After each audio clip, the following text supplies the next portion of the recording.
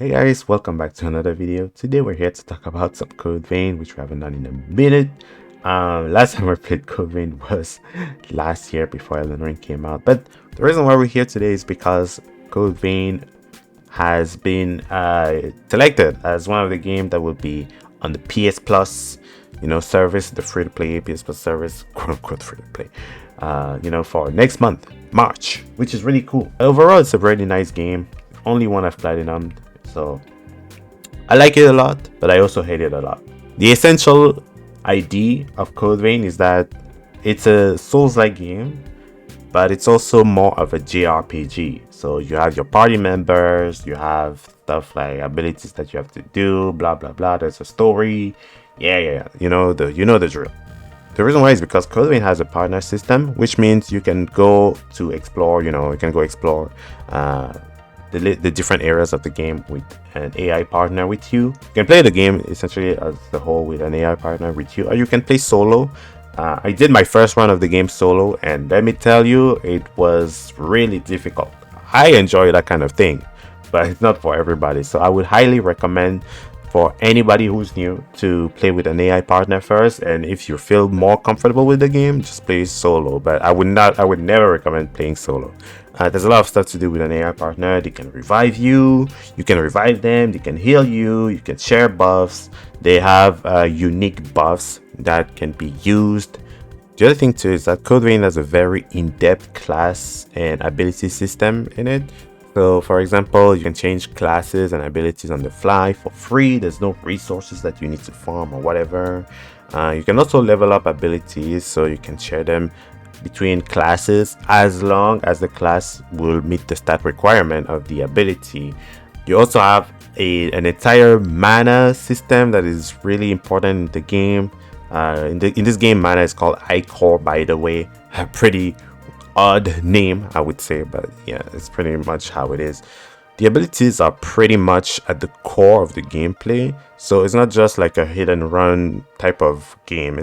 I could really go in depth with everything here, but I don't really want to do it because the video would be way too long. So I'll just go, on surface level. We'll just talk about it in general. Here is your starter kit. There's a whole bunch of things that you can do. Like I said, you can share abilities between classes and everything. And when you start the game, you start with 3 classes. You start with Ranger, Caster, and Fighter. My biggest advice would be focus more on Ranger, and then use these 4 abilities the most. Sonic Arrow to pull enemies from far away, Shifting Hollow for easy dodges in case you are not sure how to dodge an attack, because it's the fastest dodge in the game and it has the longest iframes. It costs very little in terms of mana. And then use Poison Mark because it's poison damage, and then Adrenaline for general damage buffs. Those are the 4 abilities that are really good when you start playing the game, and they're really good in general even if you play the game solo, because a lot of enemies get killed by poison. It's really easy to dodge with Shifting Hollow. You can dodge so many attacks with that, and then Sonic Arrow is just useful.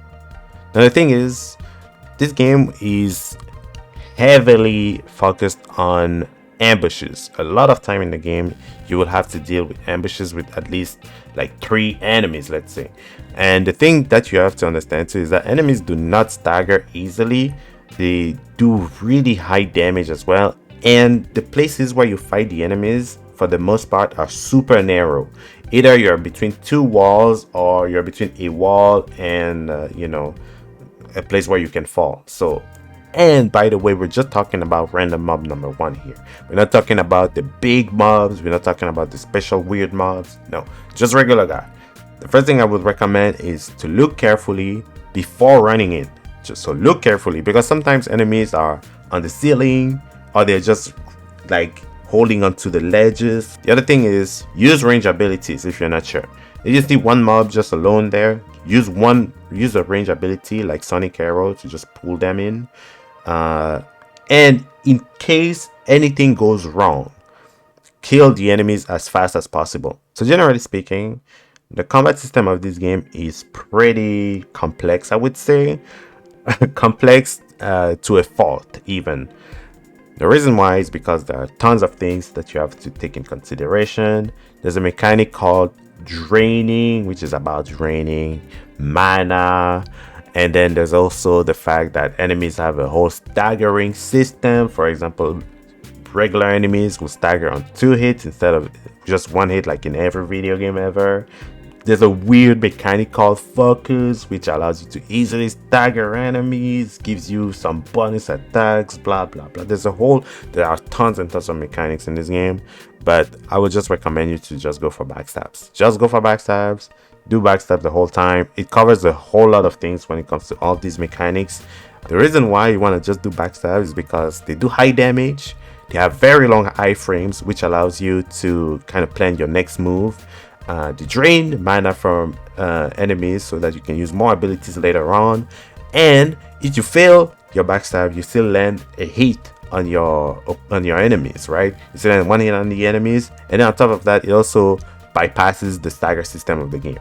So the thing with backstabs too is, because you have to do backstabs, it means that you have to go behind the enemies, which implies that you're dodging, and dodging grants you focus, which I talked about. Focus will give you like this special state to your character where they glow blue, and essentially it also means that you can stagger enemies very easily, but more importantly, you have access to something called a launch attack by doing R1 plus triangle. So a launch attack allows you to essentially have a free backstab. It's a free backstab without being a backstab. You can do it in front of the enemy, just hit them with the launch, and then it does a drain attack. That is a cinematic as well. That gives you iframe and all the same bonuses as a backstab.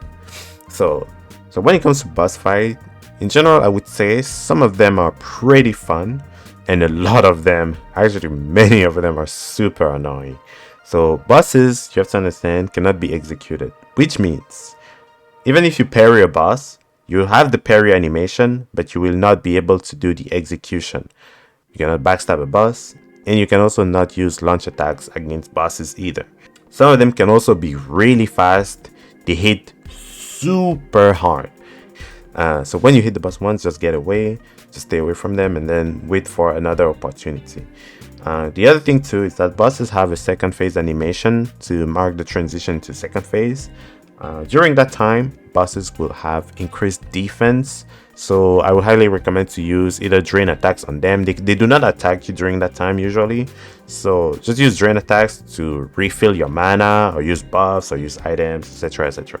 So that's the general idea for the boss fights. Anyways, that pretty much summarizes everything that I have to say about the game. The thing too about this game is, even if it's pretty difficult sometimes, you have to understand, because of how you can build your character, because of how much you can customize them, there are some one-shot builds that are around. I don't know if they still exist, because I've heard they made some nerfs and some changes to one-shot builds. I've never been a fan of one-shot builds in any game, to be honest, so I never really used the one-shot builds in Code Vein.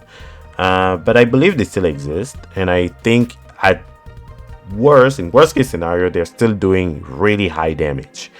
I would just say, take your time to read through the abilities, what they do, have some interest in different abilities and different classes, experiment a little bit. The main hub is pretty cool. There's a ton of things that you can do. You have the little training sandbag there that you can punch a little bit if you want to test your damage values. You can go to the hot springs, customize your character, whatever. There's so many things that you can do with customization too, but I'm not going to go too much into that. Regardless, that's it for this video. Thank you all so much for watching.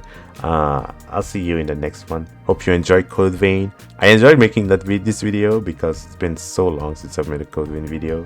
Fumbled a little bit over my words, but it is what it is. I'm not really awake exactly, but Anyways, hope you have a good one. I'll see you in the next video. Bye bye.